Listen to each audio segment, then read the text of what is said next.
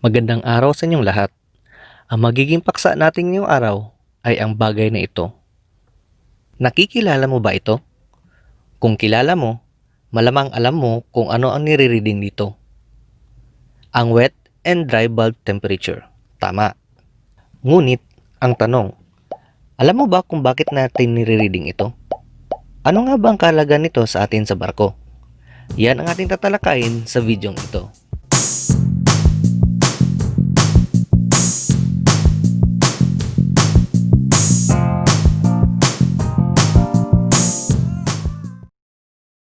Sa bawat pagsusulat natin sa Chief Engineer's Logbook at sa Reefer Machine Logbook, di mawawala ang wet and dry bulb temperature.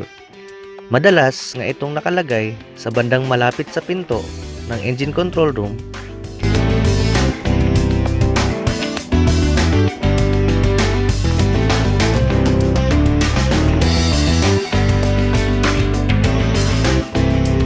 para mas malapit lang hanapin. Ngunit, ni minsan ba naiisip mo kung gaano kahalaga ang simpleng reading na ito? Ang tawag sa thermometer na ito ay psychrometer o mas kilala sa tawag na wet and dry bulb hygrometer. Ano nga ba ang hygrometer? Ang hygrometer ay isang instrumento na ginagamit para masukat ang humidity. Ang ibig sabihin ng humidity ay ang sukat ng water vapor na dala ng hangin.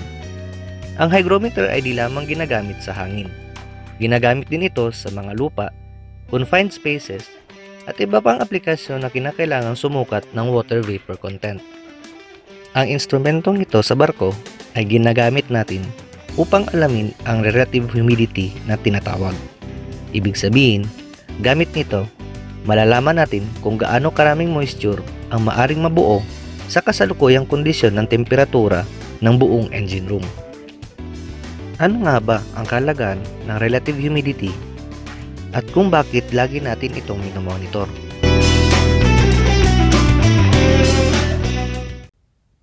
Ang ating makina ay kinakailangan ng init, fuel at hangin upang makabuo ng isang combustion. Laging tatandaan na ang lahat ng machineries natin on board ay nakadesenyo para magbigay ng optimal output o pinakamataas na efficiency. At sa bawat operasyon, meron silang mga required ranges o specifications para magawa nila ng maayos ang dapat gawin. Ito ang dahilan kung bakit nagme-maintain tayo ng tamang viscosity, tamang fuel temperature, tamang load, at iba pang nararapat na gawin upang mapanatiling maayos at maalagaan ang mga makina. Natural, kasama din dito ang pagkokontrol sa hangin na siyang mahalagang component para sa ating main engine at generators. Napapansin mo ba na may mga araw, lalo na sa tag-init, na nakikita mo ang air cooler drain line sight glass na malakas ang tulo ng tubig? Ibig sabihin nito, malakas makabuo ng moisture ang air cooler sa tuwing pinapalamig nito ang hangin na nahihigop ng ating turbocharger. Napapansin mo rin ba ang ginagawa ni Chief Engineer o ni Primero para maiayos ito? Madalas ay tinataasan nila ang scavenging air temperature na pasok pa rin sa required range ng maker upang mabawasan kahit papano ang moisture. Dito na papasok ang relative humidity. Simple lang ang ating tatandaan ukol rito. Mas mataas na relative humidity, mas mataas ang water vapor content, ibig sabihin mas maraming moisture. At kung mas mababa, mas kukonti ang water vapor content, ibig sabihin mas kukonti ang moisture na dala ng hangin.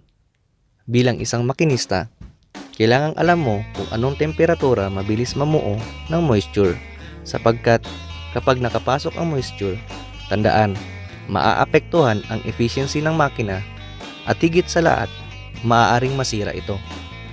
Ang moisture ay maaaring mag-cause ng pitting sa loob ng cylinder o di kaya mag-cause ng corrosion sa katagalan sapagkat hindi nakokontrol ang pagpasok ng moisture sa iyong makina. Ang tanong, paano mo ba malalaman kung sa anong temperatura magkakaroon ng moisture?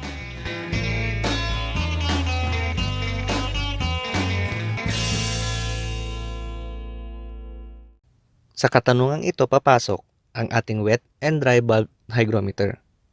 Kung mapapansin ninyo, Sa gitna ng hygrometer na ito ay makikita natin ang isang table na naglalaman ng relative humidity percentage. Ganito ang paggamit nito. Halimbawa, ang wet temperature ay 30 degrees Celsius at ang dry temperature ay 35 degrees Celsius.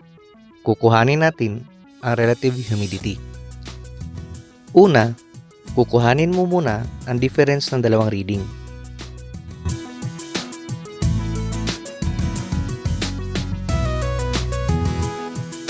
Sunod, hahanapin sa kaliwang rows ang dry bulb temperature. Sunod, ay hanapin sa columns ang difference. Pagtagpuin ang dalawa. Ang numero kung saan magtatagpo ang row at column ay ang relative humidity. Sa halimbawang ito, ang ating nakuha ay 68%. Madalas sa barko na ang temperatura ng makina ay mas mataas pa sa scaling na nakalagay sa psychrometer. Paano na ngayon ito? Dito na papasok ang tinatawag natin na psychrometric chart. Madalas nakikita ito sa mga manuals ng main engine, air conditioning unit, at paminsan meron din ito sa mga electric motor. Paano nga ba gamitin ito? Ang chart na ito ay kaya magbigay ng napakaraming impormasyon tungkol sa kondisyon ng hangin gamit lamang ang wet and dry bulb temperature. Kabilang sa mga impormasyong ito ay ang dry bulb temperature na matatagpuan sa ilalim,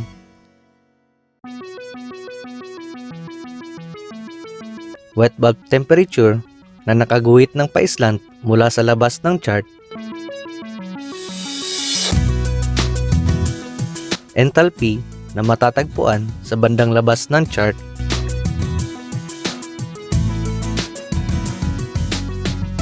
relative humidity na nakaguhit ng pakurba sa bandang gitna ng chart,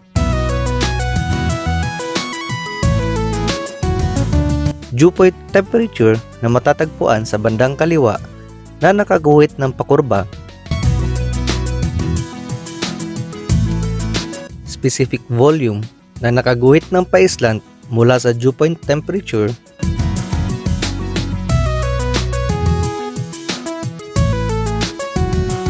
vapor pressure na nakaguhit ng palang sa buong chart.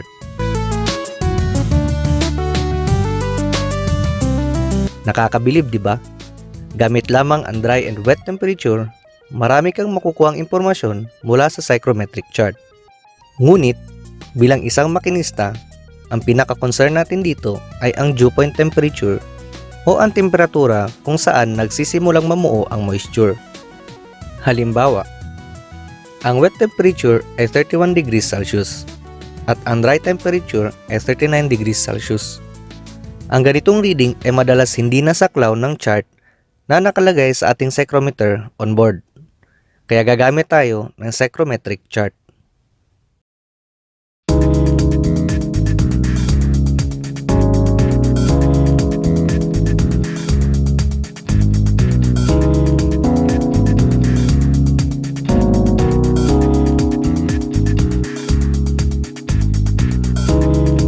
Ang una nating gagawin ay hanapin ang dry bulb temperature sa bandang baba ng chart.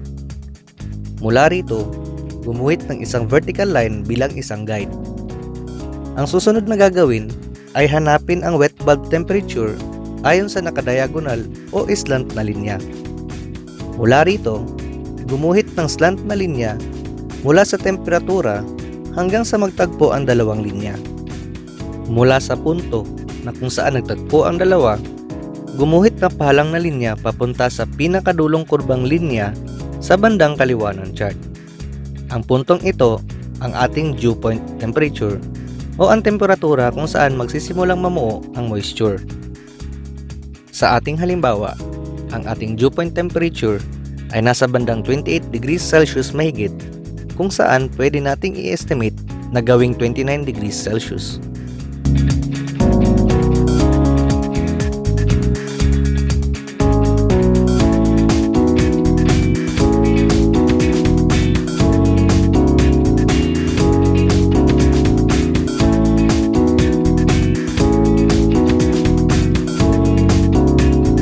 Balikan natin ang unang example. Alam natin ang relative humidity, ngunit kulang ang ating nakalap na impormasyon para malaman kung sa anong temperatura magkakaroon ng moisture. Kaya gagawin natin ulit ang ginawa natin sa unang example. Ang una nating gagawin ay hanapin ang dry bulb temperature sa bandang baba ng chart. Mula rito, gumuhit ng isang vertical line bilang isang guide. Ang susunod na gagawin ay hanapin ang wet bulb temperature ayon sa nakadiagonal o slant na linya. Mula sa punto na kung saan nagtagpo ang dalawa, gumuhit ng pahalang na linya papunta sa pinakadulong kurbang linya sa bandang kaliwa ng chart. Sa ating halimbawa, ang ating dew point temperature ay nasa bandang 28 degrees Celsius mahigit, kung saan pwede nating i-estimate na gawing 29 degrees Celsius.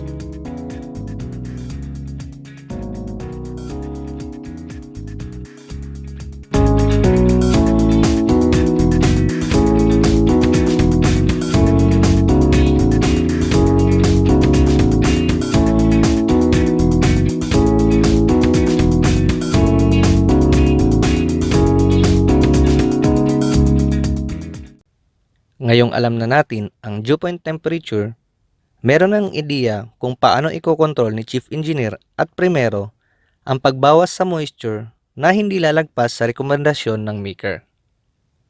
Bilang dagdag na kaalaman, mas maganda ang performance at mas ligtas ang ating makina sa may kalamigang lugar sapagkat ang moisture content ng ating hangin ay mas mababa kung mas malamig ang hangin sa paligid. Mapapansin din natin na mas maganda ang exhaust ng ating makina sa may kalamigang lugar kumpara sa mainit na lugar. Isa pang dagdag na kaalaman, laging tandaan na ang wet bulb temperature ay laging mas mababa sa dry bulb temperature. Maaari silang magpantay, ngunit hindi pwedeng mas mataas ang wet kaysa dry temperature. Dagdag na kaalaman din, malaking bagay din na alam natin kung paano gamitin ang psychrometer upang maiwasan ang sobrang pagmo-moisture ng ating air conditioning unit. Mahalagang bagay ito sapagkat kung ang hangin na ibinubuga ng ating aircon ay may mataas na moisture content, maaari itong magsanhi ng corrosion sa ating mga air ducts na maaari mag-cause din ng leaks na mas maaari pang magdulot ng hindi magandang pagpapalamig sa ating mga akomodasyon, lalo na sa mga pinakamatataas na decks tulad ng bridge. Okay ba tayo mga kabaro? Sa susunod na mag-engine rounds tayo, malamang ay hindi na natin basta-basta dadaanan lang ang mga psychrometers na ito. Miminsan pa nga, nakakalimutan nating lagyan ng tubig ang lagayan para sa wet bulb thermometer. Siguro naman ngayon, mas maingat na tayo sa mga instrumentong ito at wag lang natin bastang-bastang ipagsawalang bahala sapagkat laging tatandaan, ang lahat ng nasa engine room ay inilagay dyan sapagkat lahat sila ay mayroong kahalagan at gamit. Maraming salamat at sana ay marami kayong natutunan sa videong ito. Ingat lagi mga kabaro. Sa susunod ulit.